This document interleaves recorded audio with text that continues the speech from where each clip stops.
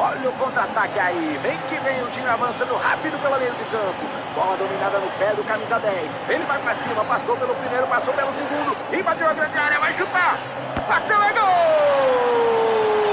Que golaço, minha gente! A experiência de futebol mais autêntica já criada para os games. Junte-se no 5v5 Rush, a nova maneira de jogar com os amigos e leve seu clube para a vitória. EA Sports FC 25. Dê tudo pelo clube. Já disponível. The following is an exclusive presentation of News Radio KMAN, your home for K-State athletics. This is Wildcat Insider with the Mercury sports editor Tim Everson and KMAN sports director Mitch Fortner.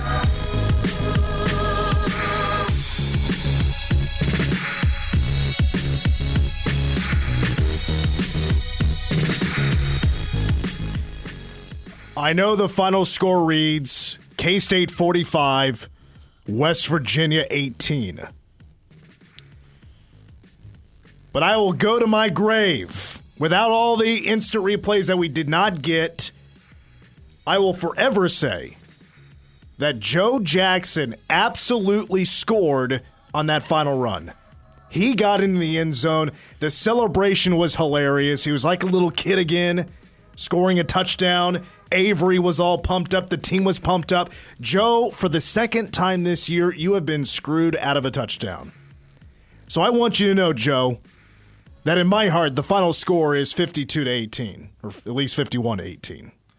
I agree. I agree. And, yeah, I mean, it's weird. I mean, I guess why review it? It had no bearing on the game. But, you know, take a look at it. You know what? Shame on the review team. They should have reviewed that play. Like they are supposed to, any and all plays. If something they believe was not called right on the field, review it. Joe Jackson was screwed out of a touchdown. The other one that he screwed out of was the Tulane game. He scored a touchdown and it was called back on a penalty. So he should have 2 touchdowns this year. Joe, I feel for you, buddy. He was so excited to get in the end zone. He was jumping up and down. Avery got a close-up. He's running off the sideline, ready to celebrate. It should have been 52-18. I always want more points. It brings up an interesting question, though. Kind of a philosophical question, if you will. Excuse me. Obviously, we saw what Chris Kleiman did in that situation. Decided to take the sportsman's way out. Kneeled it out on that final play. If it is me, and I am head coach of the K-State Wildcats, or at least playing NCAA football at home, I'm running that ball. I'm getting that touchdown. For sure. Same for you? Same for you? Yeah, in my dynasty, Jim Broney would have called a running play and would have pounded the rock into the end zone, and the Cats put up a 50-burger on West Virginia. There's no doubt about that. Look, Chris Kleiman has a lot of friends. He has more friends than I do. He didn't want to upset a friend. No. That friend already has a lot to worry about, not K-State scoring another touchdown in garbage time. Got to do what Jimmy Johnson did when he was coaching at the U in the 80s. Just run the score up on everybody. Well, yeah, but that's how you don't get, that's how you lose friends. Yeah, in this business, you have so many acquaintances, but a few friends. That's true. Chris Kleiman's one of the popular ones. All right. Welcome to Wildcat Insider. I'm Mitch Fortner with Tim Everson and A.J. Shaw. Of course, recapping the win over West Virginia. And then, of course, this Saturday, it's KU week. Chris Kleiman versus lackluster Lance Leipold and the 2-5 Kansas Jayhawks. It is a 7 o'clock kickoff from Bill Snyder Family Stadium. It is homecoming as well, and PowerCat Game Day with us two on, plus Zach Nemechek will be back this week, and Mason Voth, and we start at 3 in the afternoon on Saturday. Well, Tim, you, at the end of PowerCat Game Day, you called it. You said it was going to be a blowout win. You said it's going to be close at halftime. The Cats going to blow the doors open in the second half. Now, I think K-State caught a break in a way, whereas Garrett Green, he was very good running the football. K-State did not tackle very well in a couple of drives. Also, Jaheim White, he's out for the rest of the game, and they lose their best offensive lineman in their left tackle. So probably caught some breaks, But what did you see that was just so big, and what you thought, first of all, where you went with your prediction on the game that came true on the field in Morgantown? Yeah, it was definitely a well-thought-out prediction, one that I had really gone back and looked at the numbers and really schemed away, not something that I got to the end of Powercat game day and panicked and just spit out a couple of numbers that were different from the ones that Mason had said. Not at all. Well thought out. Well thought out. When I always go last, and every time my score is taken, so I just changed it up a little bit. Like I'll give K-State a little bit of a bigger win. Yeah, exactly. I just thought that, as another thing that we talked about, I thought it was a good matchup. I thought that K-State's defense stopping the run was going to lead to more stops. That they've been quite good at doing that. And then I was hopeful, and this turned out to be correct, that West Virginia can't stop the pass. And so with Avery's progression over the last 2 games, getting a little bit better at throwing the ball each time, I was hoping, and was proven correct, that was just that trend would continue. And it certainly did. He had a career night. A career night. He ends up with 298 yards passing, which did bring up a couple of interesting nuggets if Avery were to get to 300. He also had 3 touchdowns, which was a career high. He threw to 9 receivers. That was a season high. If Avery could have just had 2 more passing yards, which he said in postgame, that's going to eat him up because he missed Will Swanson on a touchdown, probably his only bad pass of the night. If Avery had 2 more yards, he becomes the 3rd sophomore quarterback in K-State history to throw for 300 yards in a game, which Josh Freeman did 3 times. And the other one would have been Carl Straw. Oh, yeah. Back in 1988. I will say, though, yes, you're right. Avery, the last 3 games, has passed for over 200 yards. 259 against the Pokes, 224 against Colorado, and 298 against West Virginia. In all 3 games, 61% or better pass completions. In this game, he did not turn over the football, and that pass protection from the offensive line, with the exception of 1 play, was really good. And Avery, after the game, gave a lot of flowers to the offensive line. But he's going to let that Will Swanson touchdown, that didn't happen, eat him up for a little bit. 8 touchdowns now. Avery's thrown 14 touchdowns this year. 8 of them have been to tight ends. Never seen anything like this before. 4 different tight ends now have 2 touchdowns each. I thought this season was going to be the Garrett Oakley show. And then we start hearing a couple of weeks before the season, well, this Braden Lofton kid has shown some really good signs in fall camp. Not a whole lot of mention of Will Ancio. And Will Swanson's the old man, right? He's been around for a while. He's been playing a lot of football. And he's going to get his touches as well. For the longest time, he was not a receiving tight end. He was a blocker. Didn't have his first touchdown until last year. Right. If I think I'm correct. I think so. It's a different mentality these days. Chris Kleiman is 4, probably 4, and the football's going all 4 of them. Guys that can definitely play at the next level. And I know that some of these careers are a little bit early, and they're not quite there yet, but you know it's there.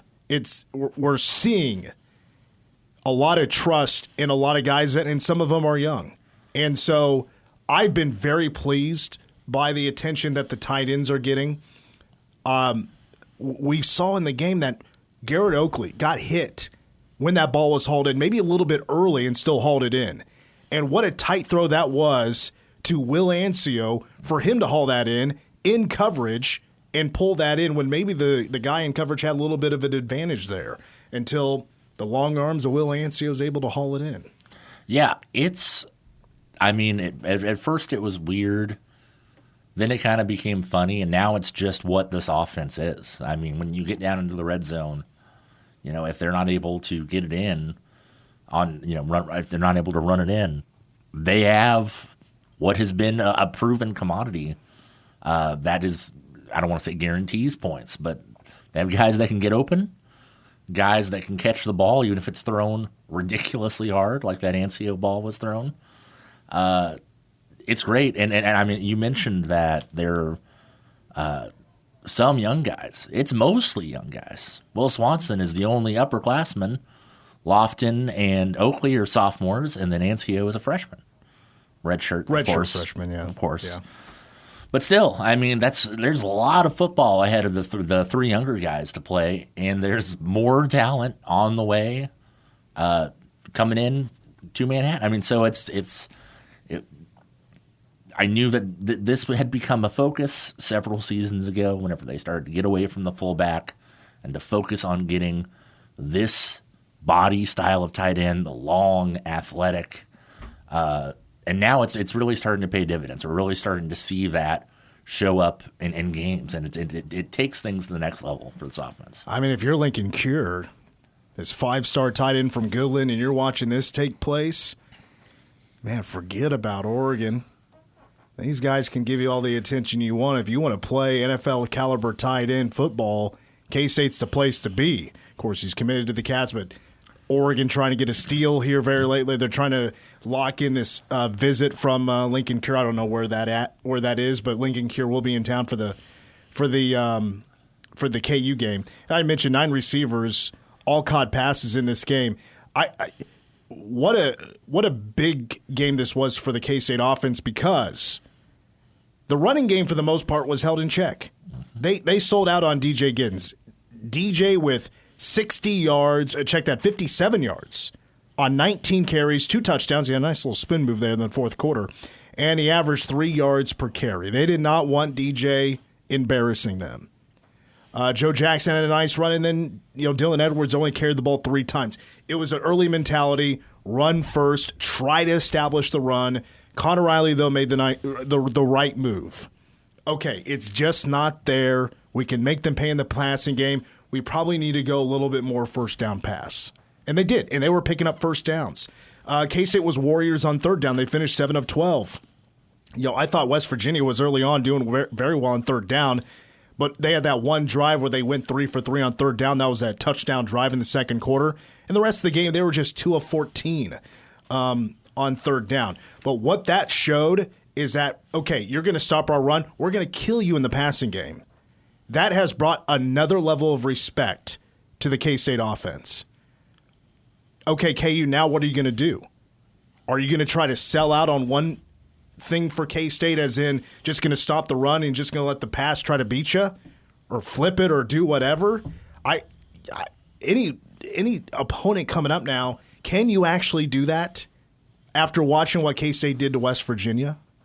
I mean, not with the secondary of the caliber of West Virginia. I mean, there are teams out there that have corners and safeties that could play one-on-one and could do a much better job of and I agree, slowing down the K-State pass game while committing the resources needed to shut down DJ Giddens and company. But that was a heavy commitment to stopping the run. It was. But those teams don't exist in this conference right now, and won't exist unless K-State goes to the playoff.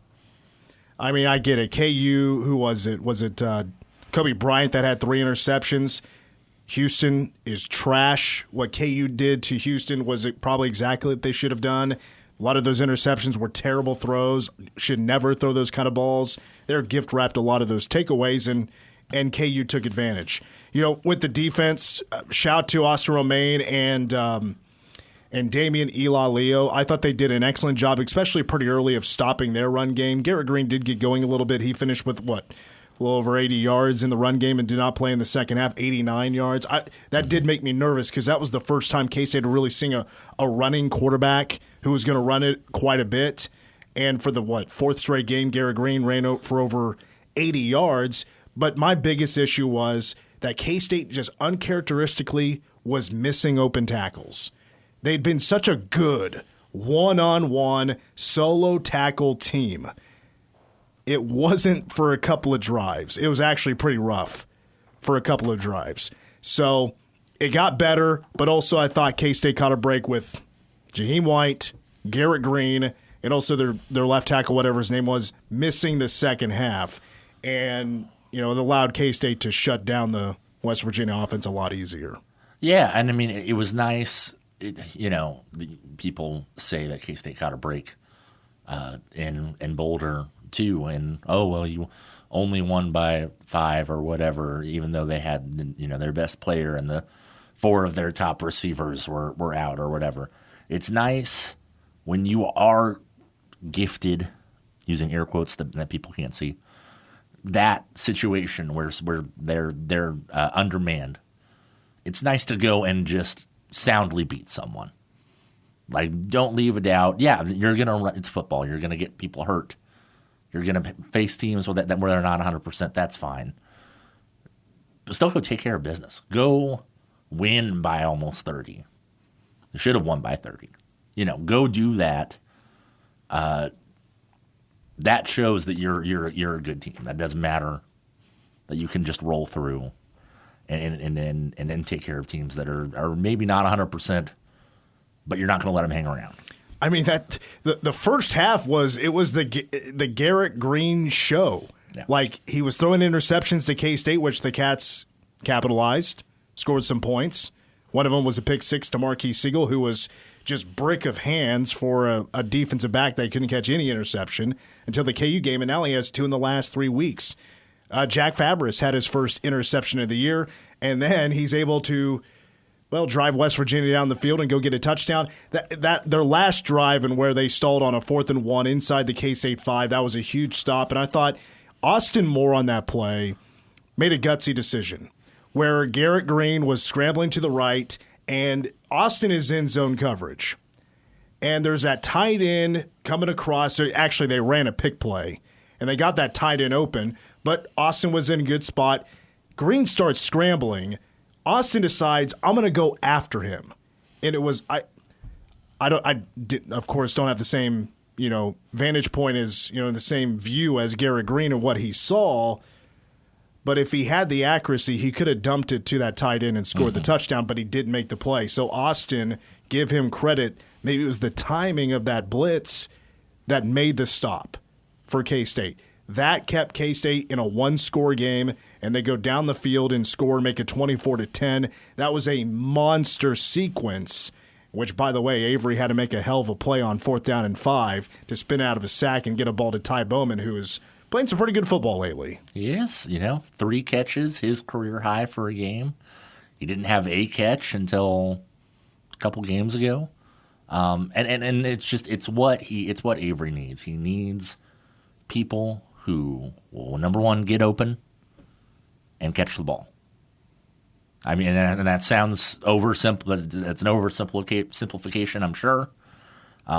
It sounds simple, but he's going to hit them. He's going to hit them wherever they're at. He's going to get there. These receivers need to get open and catch. And now K-State's going to face a better running team. With the Kansas Jayhawks, they're going to see the quarterback run game, I would imagine. I don't know how much. That'll be an interesting game plan for Jeff Grimes and the Jayhawks about how often they do run with Jalen Daniels, because some of K-State's worst tackling happened in this game. And like I said, I feel like K-State's been a very good tackling team this year. I don't know if it was just them not trusting their own eyes or having to account for more in the backfield, and they just weren't ready enough to go make a form tackle. It was just too much arm tackling above the waist. And when you're a secondary player, you're trying to arm tackle a tight end or a running back around the shoulders with the arms, they're going to typically run through that.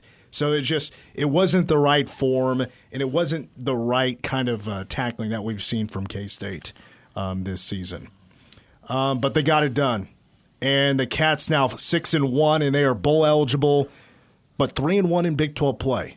A lot of chaos.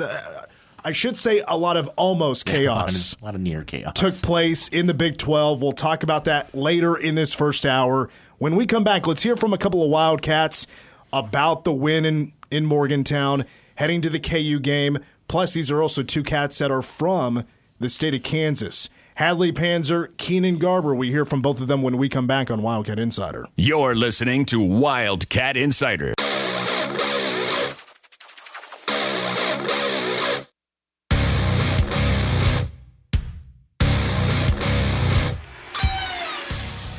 So K-State, I was looking at this during the break. K-State did give up a season high in rushing yards.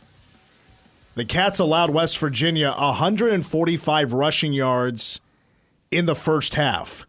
The most K-State had allowed in a game was 149 against Tulane. West Virginia in the second half only had 7 yards rushing. So barely past the Tulane game. That was a season high, allowing 152, but just 7 yards in the first half. But again, I talk about maybe the break K-State caught a little bit because they were struggling with the QB run, just kind of the run game in general there for a little while of West Virginia's, and clearly able to slow it down when the Mountaineers had to deal with a few injuries, which was a pretty big talking point for Neil Brown after the game. Yeah, I think Green had 80 rushing yards. 89. 89. So that is significant. I think that it's also fair to point out that K-State probably would have tightened some things up in the second half. And they did. But even with Green and the lineman and the running back still out there, I'm not saying that they completely shut it down because they were rolling there. But I would imagine that the tackling probably gets tightened up a little bit after halftime. And I agree. Again, that was the most they'd seen a quarterback run game. It was just, I wouldn't say it was something new. Right. It was a much bigger focus than they had this year. So I'm sure now moving forward, K-State will certainly be improved in that area. Did you notice that? I noticed on the TV broadcast that when Garrett Green threw the pick six, he was getting booed. Yeah. You notice that? I think for a while now, or at least at moments, West Virginia fans have wanted to see Nico Markiel come into the game and take over at quarterback and see if he could be a better passing quarterback. He did come into the game, finish 6 of 13 for 58 yards, did have a touchdown pass. That was, in garbage time. So, and I don't think he did run the ball. Let's see. He ran the ball 9 times for 0 yards. Yeah. What happened was when he got out there, and K-State learned real quick that he does not have the wheels that Garrett Green did, and that pass rush flipped on and was all over him throughout the second half. It was not a fun half of football for that young man. Let's take this moment and hear from a couple of Wildcats. This is from earlier today at the Veneer Football Complex because we have the KU game coming up on Saturday, kicking off at 7. Power Cat game day will be at 3 p.m. with myself along with Tim. Zach Nemechek is back this week, and Mason Voth will break down the KU game starting at 3 o'clock on Saturday. But earlier today, he had a chance to talk with a couple of Wildcats who are from the state of Kansas. And we'll start with Keenan Garber, who is now in his 6th year with the Cats, having a big season there in the secondary. Here's Keenan with the media earlier today. We haven't gotten to talk to you since for a while, but the play you broke up at the end of the Colorado game, can you walk us through that and what that was like? It was like 4th and 5, so I just knew play the sticks, but he decided to take off vertically. I knew at that point the ball was coming my way. I knew how to get my head around and just make a play. What's this rivalry been like for you growing up in Lawrence? Man, this rivalry means a lot to me. Just growing up in Lawrence, I used to always go to these games as a little kid. Used to play tag football on the hill in Lawrence, so just being able to play in it is just an amazing experience. What do you think you guys did as a defensive secondary so well against West Virginia? I feel like we were on the same page with our communication and just everything. We could just go out there and play fast, play smooth, and just make plays. Growing up, did you have any idea you'd be in this rivalry game but playing for K-State? I would have never thought that. I probably would have thought I'd be playing for the Jayhawks, but things turned out different. I'm glad it turned out this way for sure. What kind of problems does Jalen Daniels present for you? Man, they just have a really good explosive offense, and they can make a lot of big-time plays, so we got to minimize it as much as we can. You got to see some of the younger corners like Zayshawn get out there and show what they can do. What's impressed you about what those guys have done? Man, just Zayshawn's just improvement from the first day he's came in here, man. He's a really smart player. He's very physically gifted, and he's going to be a great player for the next future years for sure. Are you friends with any of the guys on the KU team? Oh, yeah, definitely. Devin Neal is a longtime friend of mine, so we've been going at it since Little League. So being able to play him every year is a great experience. Is it sort of a thing where you guys might be friends for most of the year, but this week you guys probably don't talk to each other as much. Yeah, I'll probably send him a text, but once we get to that game time, we got to stay locked in. How are you feeling physically after a couple tough road trips? To be honest, I feel like the coaching staff and everybody around us has been great with our bodies and just getting our recovery in and treatment, so I feel really good, to be honest. How's the defense improved and grown throughout the year? I said just our communication, just staying on the same page and just working together and just feeding off each other. Every time somebody makes a play, we got to go make another one. So. Do you look at them any differently than you did when you first showed up on campus? No, I don't, to be honest. I feel like it's just the next game on our schedule, and we got to do what we have to do to get the win. See, that last answer to me was hilarious, because what if you're a KU fan, you're a KU player, Keenan Garber's from Lawrence. He went to Lawrence Free State. Devin Neal, like you mentioned in that clip, they've been buds for a long time playing against each other. They've been rivals for a while. Devin Neal he was a Lawrence Lion. So, I mean, almost all their lives they've been rivals. And at the end there, it's just another game on the schedule. Not going to get too high for that, which actually kind of has been a common theme today. It's like, yes, it is KU, but can't let us overhype the game and, outplay or, do too much in a game like this against KU. Yeah, I think that is it's just a mindset thing that you have to have just to make it through the year. I mean, if you're putting everything that you have into one game, then what are you going to have, the week after when you play Arizona State, or the week after that when you play Cincinnati or Houston or whatever? I mean, it's a long game, and truly, I think truly in that locker room, while they recognize that this the fans care. The fans care about this one more than the other ones. They just can't. They can't do it. They have to focus on the zoomed out view, which is getting a win Saturday, and then the 4 or 5 Saturdays after that to put themselves in the best position to go to the Big 12 championship and possibly make the playoff. Yeah, these are teams that are on 2 different courses. Yeah. This is obviously a lot more important when it comes to what can potentially happen with your season. It is way more important for K-State. KU knows that they've lost 15 straight to these Cats, which, by the way, is the 3rd longest continually played rivalry, so uninterrupted, 3rd longest in college football. Cats have won 15 straight, and guess who has more players on their roster than the other from the state of Kansas? That'd be K-State. 55 players on K-State's roster is from Kansas. We're going to hear from another one who has been playing K-State football since he was a true freshman. He's been playing every year. He's in his senior year. Hadley Panzer from Lincoln, Kansas, talks to us about getting ready for this KU game. For someone who's put in this much time as a K-State Wildcat and has taken pride in winning this rivalry, how much does it mean to you to get this last one? Yeah, it would mean a lot. But just I think the biggest thing that telling the guys, is that when you make a game out to be something bigger than what it is, that's when you can trip up. So I think that's the biggest thing, is just taking this week with a grain of salt and just saying, looking to go 1-0 on each day to give ourselves the best opportunity on Saturday. What's the trick of not treating them like a 2-5 team? Yeah, we know that they have a lot of weapons on their team, and what they can do is, very explosive.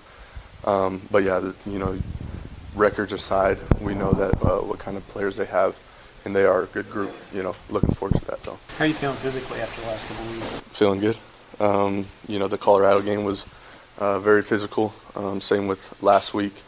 And West Virginia did a real good job of, shutting down the run game. But that opened up Avery, and you got to see what he could do in the pass game. So it was pretty big time for him. Is there anybody on this team who really steps up this week and shows leadership and how much they mean? How much this rivalry means to them? Taylor is from the Kansas City area, and he was maybe a KU fan once upon a time, but I know he's looking forward to this one. But you could say all the Kansas guys are. When it came to the running game and then taking it away, was it just kind of a numbers thing? Because you guys kept Avery clean the pass game. Right, yeah. They looking back on the film and you try to dissect that on the sideline with the iPads and stuff, but we could see that they're bringing quite a few people into the box. But then, like I said, it opened up what Avery could do. And then, it was good to see J-Jack have a big game. Jace doing his thing and getting Keegan going. So yeah, it was a little frustrating for us, just that we couldn't run the ball. But people could say, well, the O-line's got to block someone. Well, it's 5 versus whoever, 7 sometimes that they bring in the box, So can't block them all, You guys also didn't involve Avery in the run game at all. Was that more just, do you think, the fact that he was coming off the injury, you wanted to keep him? Yeah, I probably did want to keep him clean a little bit, and ultimately what Coach Riley installs and throughout the week is what we're looking at, and his say is what his say is about the game plan. But didn't really notice that there wasn't any quarterback run in it. We just knew what we had to do to protect him in the pass game and then get DJ going. All right, once again, that's K-State's Hadley Panzer. Right there at the end, I thought that was a pretty underrated storyline, I guess, from the K-State win over West Virginia. So if you look at the box score and look at the rushers for K-State, you have DJ Giddens, you have Dylan Edwards, Joe Jackson. Avery Johnson did not run the football one time in this game. I mean, think about it for that just a second, because could that have been an option with them shutting down DJ? Go to Avery, see if Avery can open up the running game along with the passing game. Of course, that's an option. You didn't really see Dylan even, hardly run it all in this game until the fourth quarter. Yeah. That is actually pretty surprising. Now, Coach was asked about it during the press conference today. Were you holding him back? Were you being cautious with Avery? And Coach said, actually, no.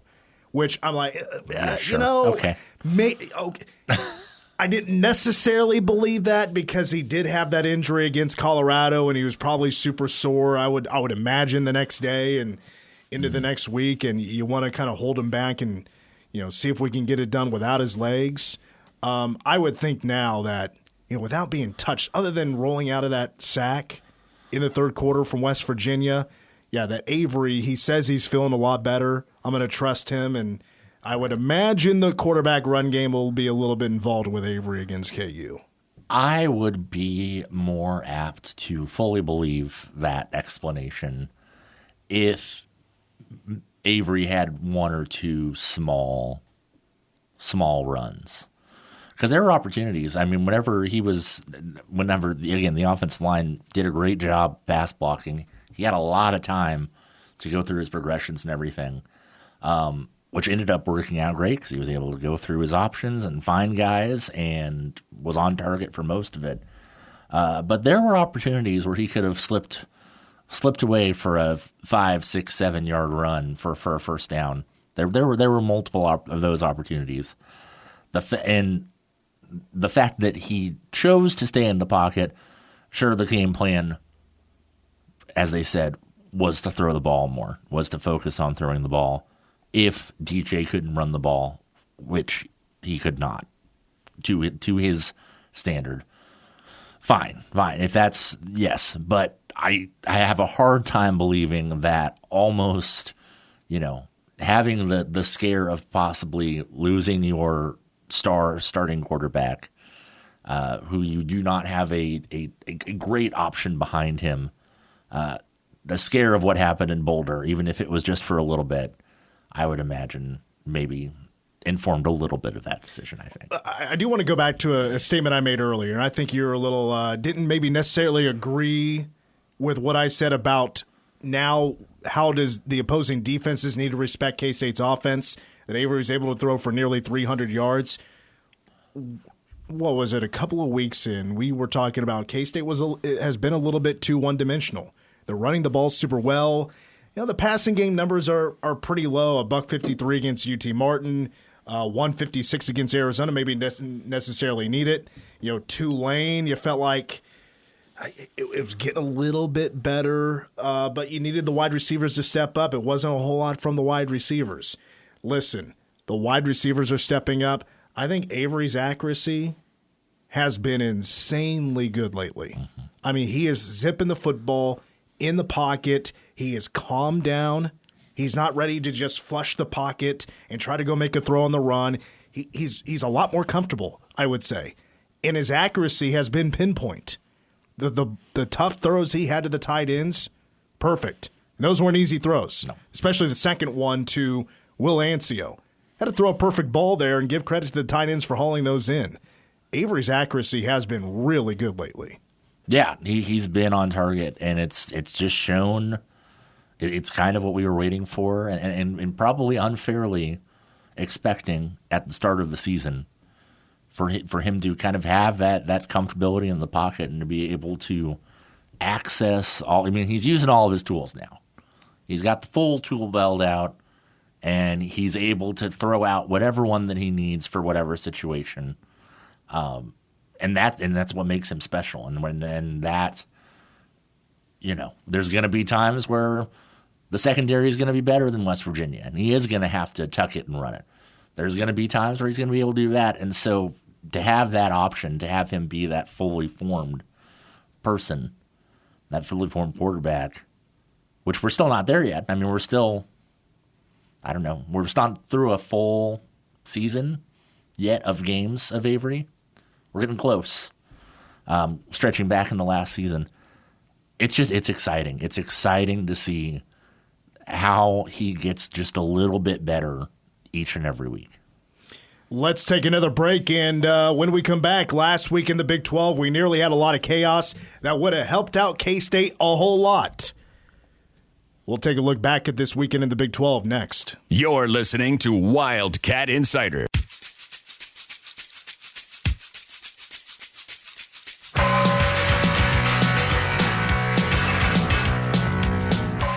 I said on PowerCat Game Day I'm not a Neil Brown guy. Neither are West Virginia fans anymore. They're done with that guy.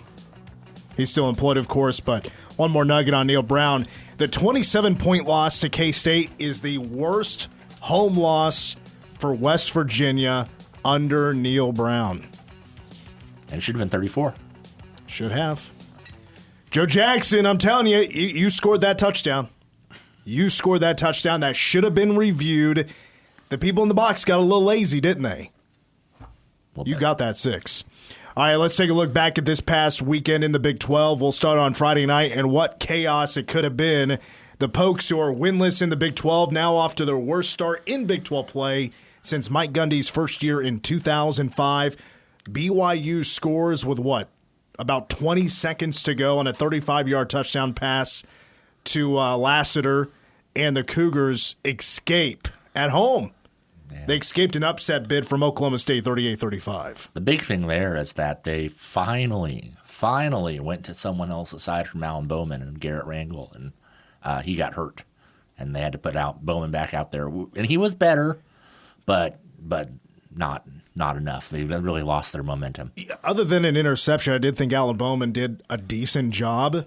The real factor was Ollie Gordon. He ran for over 100 yards. He had a couple of touchdowns. He had a 50-yard run. And plus, he was using the passing game when he scored 3 touchdowns on the night. The Ollie Gordon effect was a big reason why they had a chance to go win that game, and they took the lead with under 2 minutes to go on a touchdown pass from Alan Bowman and Brennan Presley. But they couldn't hold on. And that was poor defense. That's so bad. From Oklahoma State on that play. It was a lot of, on that play, they thought, oh, this guy's just going to get the tackle. Let's just stop playing. And then stop playing. They're just all out of position, and Lassiter is able to run in the end zone after another broken tackle. I think he broke 3 tackles on that run, and they're all poor attempts at a tackle. So shame on Oklahoma State. That was just poor effort there at the end. And then Saturday night, UCF and Iowa State playing at Ames. I thought Iowa State was going to win this by a couple of scores or, get a nice victory. UCF had been going the wrong direction for a while, and it came down to a late score by a home team once again to avoid a home upset. UCF falls to Iowa State 38-35, same score. Yeah, I will say that good news for K-State fans there. Iowa State looked awful against the run. Awful. Yeah. R.J. Harvey finishing with a $198. He had 2 touchdowns of over 60 yards or something like that. Here was the big issue as well. Rocco Beck threw 2 pick sixes. The second one was dropped right before the goal line, and then nobody recovered it. So basically what that was is they reviewed it. It's not a touchdown, but since there's no clear recovery, UCF just got it at the 1-yard line. And also Ja'Cory Brown, which, by the way, he's going to be the starting quarterback for UCF moving forward. Didn't think he was too bad either. He did throw a couple of interceptions, but he was also pretty useful on the ground. 13 carries, 154 yards. Yes, Iowa State, who I was actually a bit surprised. I went and looked at the numbers, have been pretty bad against the run this year. And they allowed 2 rushers for UCF to go for over 150 yards. So pretty bad stuff from Iowa State. Apparently their pass defense, though, is really good. All right, let's take a look at a few more scores here. Cincinnati, Arizona State. I got real bored of this one pretty quickly. Yeah, I didn't. I did not. I was watching other things. For a pair of 2-1 teams in the Big 12, that was just kind of an underwhelming matchup. Although I am fans, I'm a fan of Cam Scatteraboo. Mm-hmm. I am a fan of Brendan Sorsby. I think he's a good quarterback. It was Cincinnati that comes out on top, 24-14. But I kind of came away with I still don't think these two teams are that good. They have good pieces, but they're not good teams. No, Cincinnati's good up front defensively, and obviously, and that slowed down Scatteraboo. Scatteraboo. Yep. It still sounds so weird coming off the tongue. But no, I don't think either of these teams. They're better. They're better than last year, and I think that their fans will appreciate that. But they're mid. TCU beat Utah in the most boring game ever, 13-7, Big 12 after dark. How about Baylor? Embarrassing Texas Tech in Lubbock, 59-35. Baylor scored at least twice in 3 quarters because Texas Tech's defense is trash.